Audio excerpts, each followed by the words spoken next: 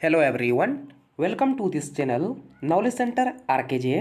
दोस्तों, Bihar board matric परीक्षा 2023 का आज 15 फरवरी को सेकेंड शिफ्ट में साइंस यानी विज्ञान का एग्जाम हो चुका है और आज पूछे गए सभी ऑब्जेक्टिव को 100% सही उत्तर के साथ देखने वाले हैं। तो आप लोग मिलान कर लीजिएगा आपने कितना सही किए हैं। दोस्तों, मेरे पास जो है सेट कोड आई है, तो अगर आपके पास कोई दूसरा सेट है तो आपको चिंता नहीं करना है, क्योंकि जितना भी क्वेश्चन रहता है सब क्वेश्चन सही रहता है, सिर्फ उसका नंबर से रहता है। तो आप आराम से रोक करके मिला लीजिएगा कितना सही किए हैं आप।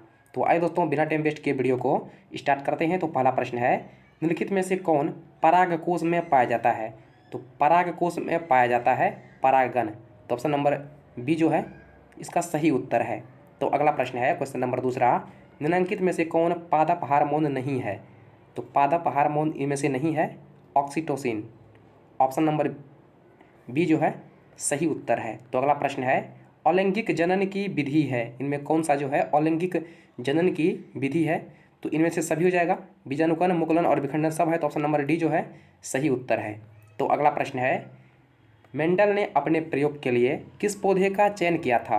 तो मेंडल ने अपने प्रयोग के लिए जो है मटर के पौधे का चयन किया था। तो ऑप्शन नंबर ए जो है इसका सही उत्तर है। दोस्तों, आगे बढ़ने से पहले वीडियो को लाइक नहीं किए हैं तो वीडियो को एक लाइक जरूर कर दे। तो अगला प्रश्न है, निम्नलिखित में से किसको जीव विज्ञान का पिता कहा जाता है? तो ये कहा जाता है अरस्तु को। ऑप्शन नंबर बी मारे हैं तो बिल्कुल सही उत्तर है। तो अगला प्रश्न है, मानव युवक में जो है लिंग गुण सूत्रों की संख्या होती है, तो ये होती है, इसके अलावा उल्टे होता है, इसके अलावा जो है दो एक्स्ट्रा होता है। तो ऑप्शन नंबर बी मारे हैं दो, तो बिल्कुल सही उत्तर है। तो अगला प्रश्न है, क्वेश्चन नंबर 7, प्रकाश संश्लेषण की प्रक्रिया जो है अभिक्रिया होती है। तो प्रकाश संश्लेषण की प्रकाश की जो है अभिक्रिया होती है, क्या होती है? तो होती है क्लोरोप्लास्ट में। ऑप्शन नंबर बी मारे हैं तो सही उत्तर है। तो अगला प्रश्न है, गुर्दे में उत्पादित मूत्र अस्थायी रूप से संग्रहित होता है, तो ये संग्रहित होता है मूत्राशय में। ऑप्शन नंबर डी मारे हैं तो बिल्कुल सही उत्तर है। तो अगला प्रश्न है, क्वेश्चन नंबर 9, निम्नलिखित में से कौन अधातु विद्युत का सुचालक है? इनमें से कौन सा अधातु है जो विद्युत का सुचालक है? तो ये है ग्रेफाइट। ग्रेफाइट जो है एक अधातु है, फिर भी जो है विद्युत का सुचालक है। तो ऑप्शन नंबर बी मारे हैं तो बिल्कुल सही उत्तर है। तो अगला प्रश्न है, सक्रियता श्रेणी में निम्नलिखित में से कौन सबसे अधिक क्रियाशील है? सबसे अधिक क्रियाशील धातु है, तो ये है सोडियम। ऑप्शन नंबर ए मारे हैं तो बिल्कुल सही उत्तर है। ऑप्शन नंबर ए मारे हैं तो सही उत्तर है। तो अगला प्रश्न है, शुद्ध सोना कितने कैरेट का होता है? आप सब जानते हैं ये होता है 24 कैरेट का। ऑप्शन नंबर सी जो है सही उत्तर है। तो अगला प्रश्न है, निम्नलिखित में से किस धातु को जो है किरोसिन में डुबोकर रखा जाता है? तो रखा जाता है सोडियम को। ऑप्शन नंबर ए मारे हैं तो बिल्कुल सही उत्तर है। तो अगला प्रश्न है, अम्ल के जलीय विलयन में निम्नलिखित में से कौन उत्पन्न होता है? तो अम्ल के विलयन उत्पन्न होता है hydrogen ion. Option number B जो है सही उत्तर है। तो अगला प्रश्न है, निम्नलिखित में से कौन सबसे सबल अम्ल है? तो सबसे सबल अम्ल है hydrochloric acid. Option number B जो है बिल्कुल सही उत्तर है। तो अगला प्रश्न है, शुद्ध जल का पीएच मान होता है, तो ये होता है 7। बिल्कुल सही उत्तर है। ऑप्शन नंबर सी मारे हैं तो अगला प्रश्न है, निम्नलिखित में से कौन सा पदार्थ जो है जलीय विलयन में नीले लिटमस पत्र को जो है लाल कर देता है? तो नीला को लाल करता है अम्ल। ऑप्शन नंबर ए अगर अम्ल हमारे हैं तो बिल्कुल सही उत्तर है। दोस्तों, आगे बढ़ने से पहले वीडियो को लाइक नहीं किए हैं तो वीडियो को एक लाइक जरूर कर दीजिएगा।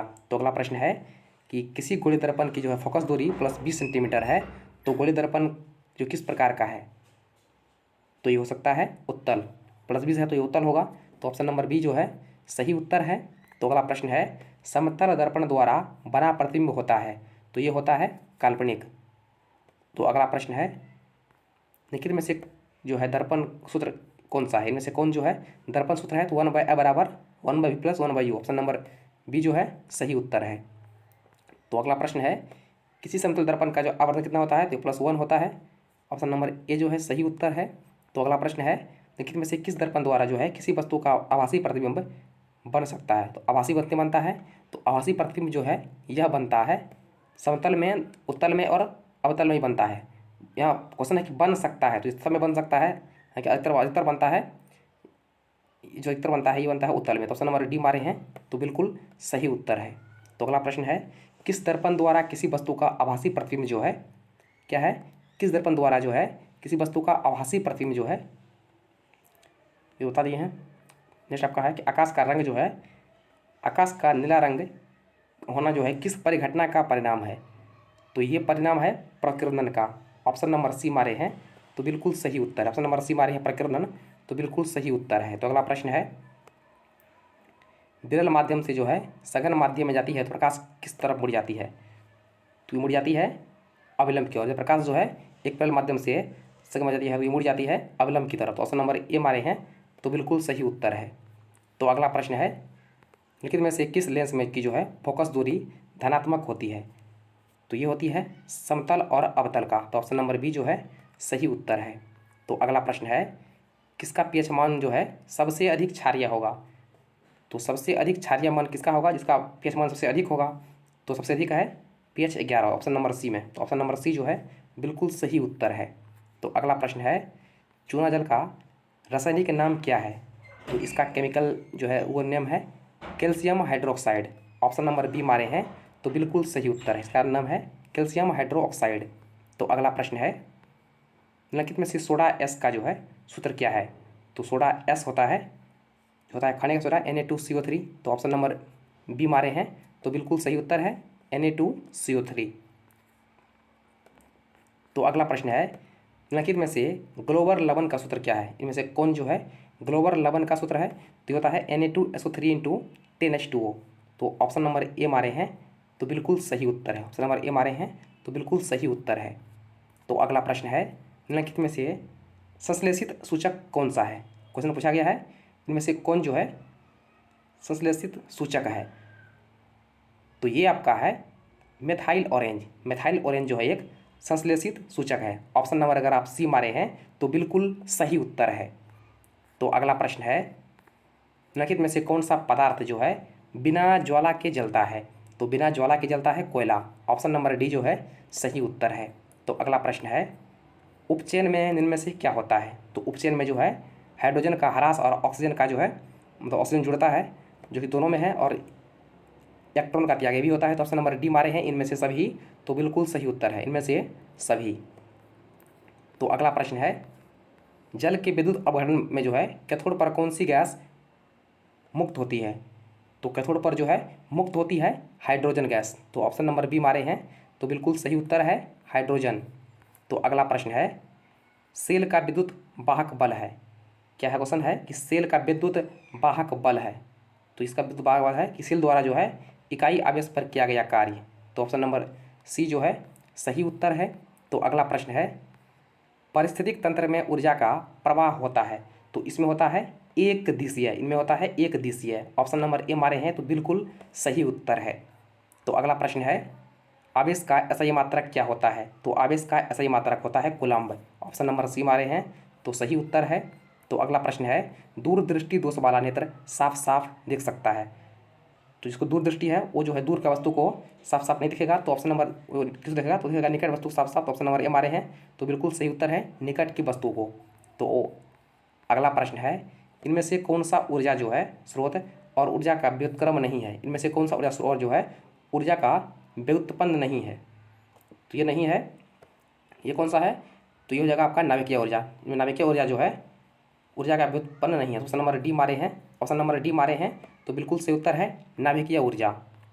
तो अगला प्रश्न है, विद्युत धारा के चुंबकीय प्रभाव की खोज किसने किया था, तो विद्युत धारा के चुंबकीय प्रभाव की खोज किया था ऑस्टेड ने। ऑप्शन नंबर बी मारे हैं ऑस्टेड, तो बिल्कुल सही उत्तर है। तो अगला प्रश्न है क्वेश्चन नंबर 39, चिन्हों की निर्देशांक परिपाटी में धनात्मक फोकस दूरी होती है। कह दिया है कि चिन्हों की निर्देशांक परिपाटी में जो है फोकस दूरी धनात्मक किसका होता है, तो ये होता है उत्तल दर्पण का, ये होता है उत्तल दर्पण का। तो ऑप्शन नंबर बी मारे हैं 39 का, तो बिल्कुल सही उत्तर है। तो अगला प्रश्न है, निम्नलिखित में से किस कारण से जो है सामान्य नमक का जलीय घोल होता है, दिया है कि इनमें से किस कारण से जो है सामान्य नमक का जलीय घोल होता है, तो ये होता है धनात्मक एवं ऋणात्मक दोनों की विपरीत दिशा की गतियों से। तो ऑप्शन नंबर बी जो है सही उत्तर है। तो अगला प्रश्न है, पेंटेन जिसका अनुसूत्र जो है C5 H12 है कि कितने संरचना समावयवी संभव है, तो इसके कुल जो है 3 संभव है, तो ऑप्शन नंबर सी मारे हैं, तो बिल्कुल सही उत्तर है 3। तो अगला प्रश्न है कार्बन आवर्त सारणी के किस वर्ग में है, यानी किस ग्रुप में है, तो कार्बन आवर्त सारणी के जो है 14वें ग्रुप में है, तो ऑप्शन नंबर डी मारे हैं 14, तो बिल्कुल सही उत्तर है। तो अगला प्रश्न है क्वेश्चन नंबर 43, घेंघा रोग पनपता है, तो घेंघा रोग पनपता है आयोडीन की कमी से, ऑप्शन नंबर सी मारे हैं, तो बिल्कुल सही उत्तर है। तो अगला प्रश्न है रंध्र मुख्यतः पाए जाते हैं, तो रंध्र पाए जाते हैं पत्तियों पर, ऑप्शन नंबर बी जो है सही उत्तर है। तो अगला प्रश्न है रक्तचाप मापने के उपकरण है, तो रक्तचाप को मापते हैं सिस्मोग्राफ, ऑप्शन नंबर डी जो है ऑप्शन सही उत्तर है, डी नंबर। तो अगला प्रश्न है परागकोश में क्या पाया जाता है, तो परागकोश में पाया जाता है परागकण, ऑप्शन नंबर डी जो है सही उत्तर है। तो अगला प्रश्न है लसिका का रंग होता है, तो लसिका का रंग उसे जो है रंगहीन होता है, लसिका जो एक रंगहीन द्रव्य है, तो इसका हो जाएगा आपका हल्का पीला जो होता है, थोड़ा दूधिया वाला, ऑप्शन नंबर डी मारे हैं, तो बिल्कुल सही उत्तर है। तो अगला प्रश्न है निम्नलिखित में से कौन एक जैव अनवीकरणीय पदार्थ है, तो जैव एक अनवीकरणीय पदार्थ है, तो ये क्या हो जाएगा, तो ये है DDT, इसका ऐसे हो जाएगा DDT, तो ऑप्शन नंबर डी मारे हैं, तो बिल्कुल सही उत्तर है DDT। तो अगला प्रश्न है जैव आवर्धन प्रदर्शित करने वाला रसायन है, इनमें कौन सा रसायन जो है वो जैव आवर्धन प्रदर्शित करता है, तो ये प्रदर्शित करता है, ये भी करता है DDT, तो ऑप्शन नंबर बी जो है बिल्कुल सही उत्तर, ऑप्शन नंबर बी जो है बिल्कुल सही उत्तर है। तो अगला प्रश्न है रंध्र का मुख्य कार्य क्या है, तो रंध्र का मुख्य कार्य जो है ये गैसों का विनिमय एवं वाष्पोत्सर्जन भी है, तो ऑप्शन नंबर बी मारे हैं, इसका ऑप्शन नंबर बी मारे हैं, तो बिल्कुल सही उत्तर है गैसों का विनिमय एवं वाष्पोत्सर्जन। दोस्तों फिलहाल तो मेरे पास इतना ही क्वेश्चन है, जो क्वेश्चन छूट गया है उसका आपको मिल जाएगा नेक्स्ट वीडियो में, और इसमें आपका कितना सही है नीचे कमेंट जरूर कीजिएगा, और वीडियो को एक लाइक करके चैनल को सब्सक्राइब जरूर कीजिएगा। तो फिलहाल इतना ही, मिलते हैं नेक्स्ट वीडियो में, तब तक के लिए जय हिंद।